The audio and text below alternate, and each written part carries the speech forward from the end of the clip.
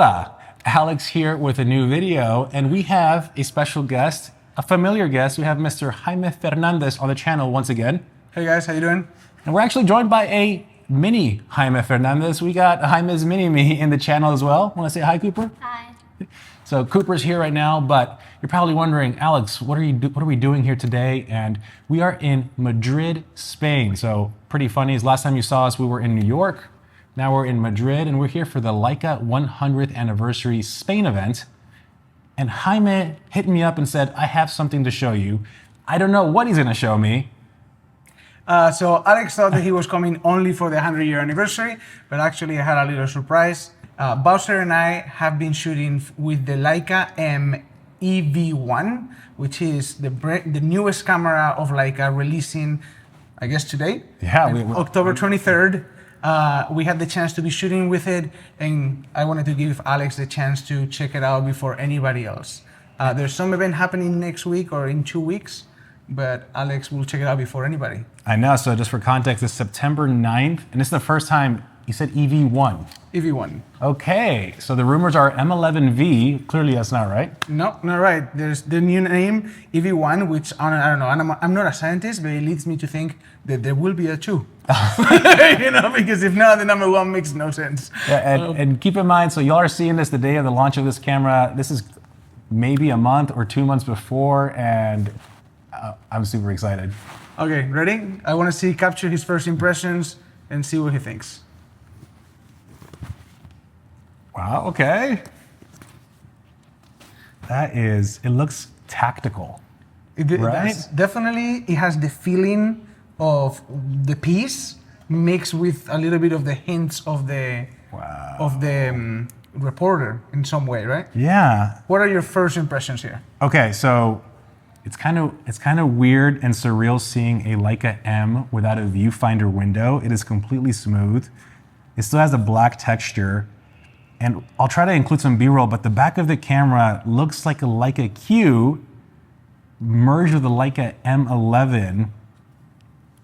It makes you question, right? Yeah. What does your M look like? Because when I grabbed it for the first time, I was like, where are my M buttons? Are they in the same place or not? But then I check, as you can see here, we have also the M11, the original one, and the back of it. Well, I have it with a grip, but the back of it is exactly the same, except the leather surrounding the camera, which, like you're saying, is more often a diagonal shape. The leather reminds me of the Leica QP. I don't know if you remember the original Leica 1 QP. It had a special edition, and it looked like this kind of leather, almost like an SL as well. So it's more modern versus like the classic leather. Yeah, it's kind of like a mix between the leather and the. Remember the reporter? Yes. M10 reporter that had like a more what do they call it? Carbon fiber version. The carbon fiber weaving. So it's kind of like similar texture, but more leathery. Also, one thing I noticed immediately off the bat is there's no ISO dial in the top. So it makes sense because the EVF is right here. Right, makes sense. Now it did take me a little bit to get used to that part because I do move this a lot. I actually never close it. Okay. I just keep it open. But yeah, so what do you think? What take a look through the Q3 viewfinder? Yeah. Okay.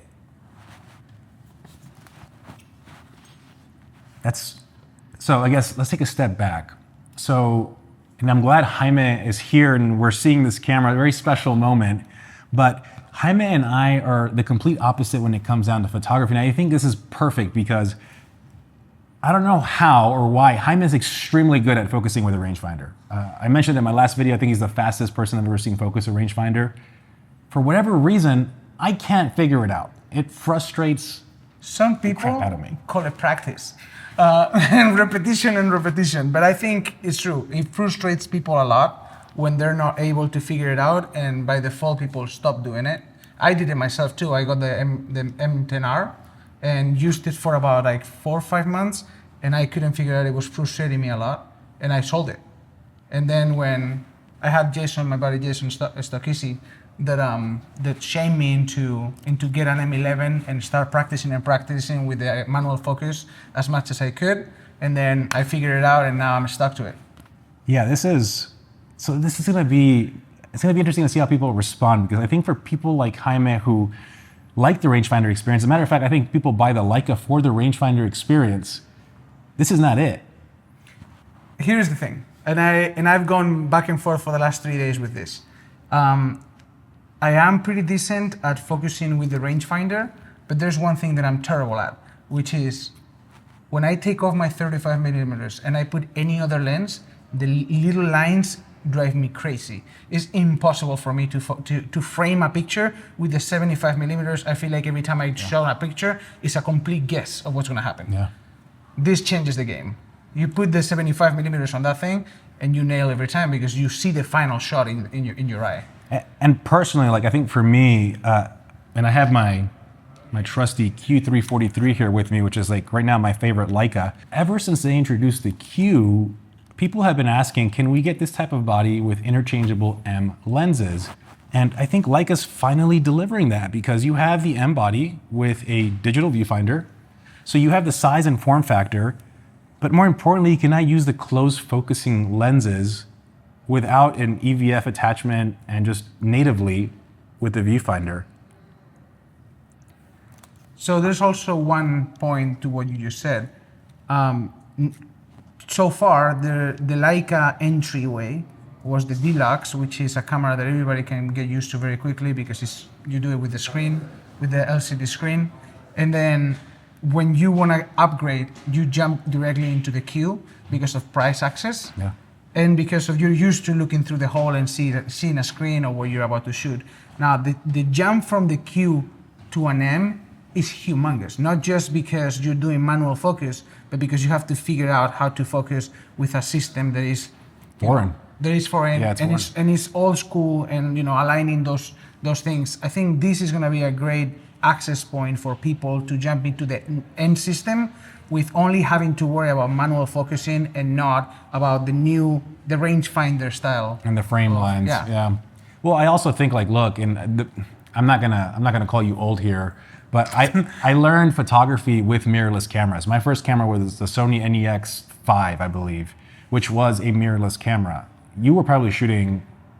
No, same. No, Oh, really? Yeah, Okay. no mirrorless. No, I was shooting a reflex, a Canon. Oh, okay. So Yeah, a Canon. I don't know, 5D Mark III. with an or optical whatever. viewfinder. Right. Okay. So like, I mean, I think for me, and I think a lot of my generation is used to just shooting with a screen or EVF, where what you see is what you get.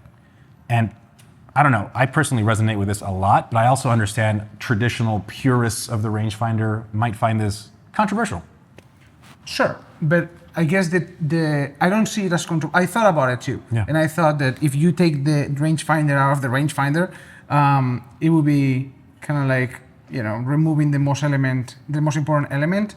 But when I used it, I started thinking about it, and the original rangefinder is an M6, an MP, things like that are for film, and great tools for film. But once you start taking the M into the digital direction, I mean, it's a matter of time or you do what Fuji did with the up and down rangefinder and then LCD or inside of the viewer, or you go this route and you make a version that is in between. I think that whoever buys this Leica is not their first Leica, or if it is, I don't think it's their last one. Okay. So I think it's a great, like I was saying, interim camera into the M system. Well, look, so this is my first time seeing it, holding it. Obviously, I've seen the rumors, and I'm seeing it here in my hand. It's pretty special. I definitely want to get some more hands-on and maybe come back with more thoughts. But right now, my initial thoughts is I want it. I think this camera is aimed at people like me who kind of want the mixture of new and old, and the manual focusing, the purest photography experience with technology. And look, I just said I want to give you my first impressions, take some thoughts. I completely forgot. You said you shot this all day yesterday? All day yesterday and a little bit the day before. Yeah. So using it in the field, what did you experience? What were your thoughts? So to me, it's not the way I operate the rangefinder is very similar to the way I experience this. So I align and then move, and this I kind of did the same thing without the moving. You can just see obviously what's in focus with the focus speaking. I surprisingly I use 0 times the magnification. Really? Because if you can you look through it and you can see that you nail it very quickly. The contrast between what's not in focus and the red points on the focus peaking is just very, very, very accurate, man. I mean, I just shot a picture of Cooper wide open, in 1.4 right in the there. darkness, and it's sharp without zooming in either. It's just it's one more button that you have to click right here on the right To zoom in. do the magnification, and then I think you get too granular with it. Yeah? I'm shooting a whole big I don't know how do you say Plaza de Toros in English, I guess, but it's like a bullfighting ring. It's pretty big, and the bullfighter is pretty far away, and I'm nailing focus without clicking the magnification as they're moving and the bull is attacking them and stuff. So I think it's solid, man. Sweet. Well, I think we can kind of finish our thoughts here. I'm going to play with it if I can. Can I play with it a little bit? Yeah, of course. Go Okay, sweet. Go out, play, hide the name, and I'm going to play with it, and we'll wrap up this video probably in the studio, because right after this, we're actually attending the Leica 100 anniversary here in Spain. Yeah. And I've already seen a preview of the gallery. This event looks incredible. So I guess before I wrap up this video, huge thank you to Leica Spain for making this happen. This event looks incredible. I've gotten to meet some of the people already, and the team here is absolutely incredible. And Jaime clearly knows them. So Jaime, thank you for making all this happen. thank you. I'm not part of the team, but almost an extension of it. Yeah. No, we're very excited. It's the biggest event that Leica Spain has put together. Everybody's super nervous, but we just saw it, and everything is under control. It's incredible. It's at very much the level of Germany. So I'm excited. It's awesome also seeing in Madrid, just driving around, seeing the advertisements for this gallery opening tomorrow. So just seeing Leica front and center here in Madrid has been awesome. But let me wrap up this video in the studio. Let me get some hands-on. And Jaime, my man, thank you. Sounds good. Of course, man. Go play.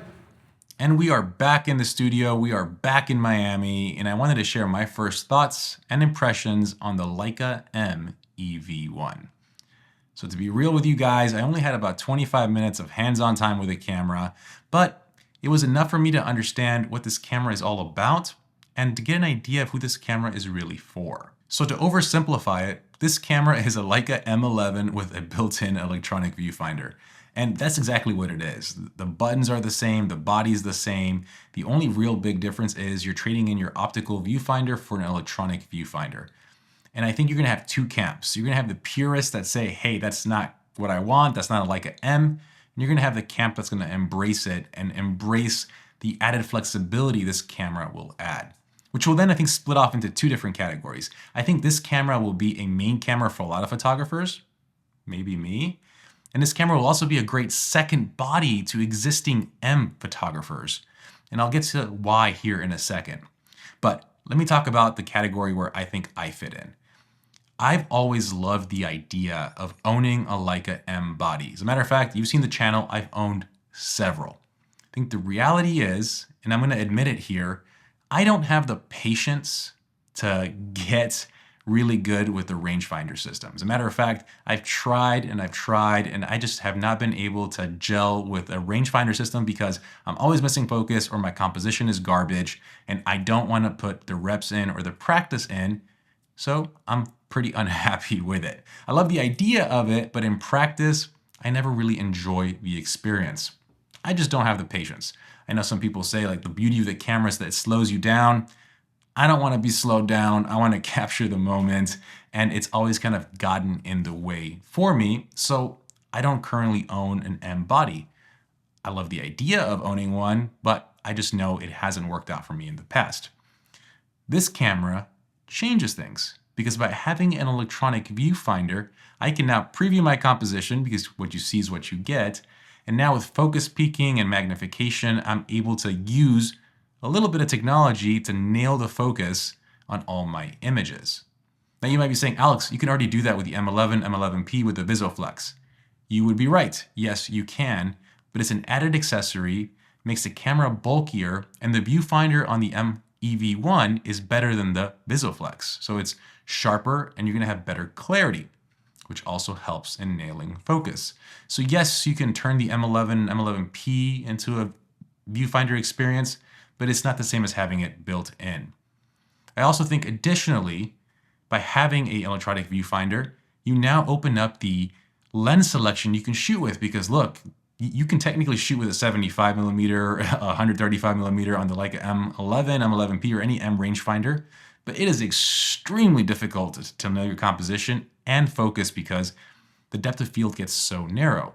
By having a built-in electronic viewfinder, that changes things because you now, again, like any modern camera, what you see is what you get. So then you might be asking, okay, well, Alex, modern day cameras can do that. I can do that with my Sony, with my Nikon, with any camera, the Leica SL. Why pick up this one? Well, the M EV1 is an M body, which means you have an M sensor, you have an M mount, native mount, which means lenses will perform the best in this camera. M lenses will perform better on the M EV1 than in any other system by adapting or using adapters because this is a native M mount. So you're truly getting the best performance out of your M lenses. And that's what brings me to my second category of photographers who are going to like this camera, and that is existing M shooters. As a matter of fact, my friend Jaime, who you saw at the beginning of this video, he shot his M11 with a 35 millimeter Summilux, and he was shooting the M EV1 with a 75 millimeter Summicron. And I think that is a perfect example of how you can leverage both systems. He loves the rangefinder experience. He's actually extremely good, probably the fastest focusing rangefinder guy I know. But when it comes down to longer focal lengths, even someone like him who's really good at it can struggle to nail focus. But now with the electronic viewfinder, he's able to nail it and still maintain the compact, lightweight body of an M camera. So I think this camera is going to be a huge hit because it's going to appeal to new photographers, younger photographers. It's also going to appeal to existing M photographers. And I'm super excited. As a matter of fact, I'm probably going to place an order for one because of just everything it offers. And I finally think this could be the M camera that will fit into my workflow, into my style, that I will truly be able to enjoy. But these are just my first thoughts and impressions. Like I said, I've used it for about 25 minutes. That's not long enough to really know its quirks, its features. I haven't even seen a spec sheet. I haven't seen anything officially from this camera outside of just holding it and using it for about 25 minutes. So hopefully you guys enjoyed this video. If you want more content like this, let me know down below. As always, please smash the subscribe button. Like I said, I'm not gonna lie to you, I'm probably gonna pick up this camera, so there'll be plenty more content in the future. So if you're into that, smash the subscribe button. And as always, I will see you on the next one. Have a good one, guys. Peace.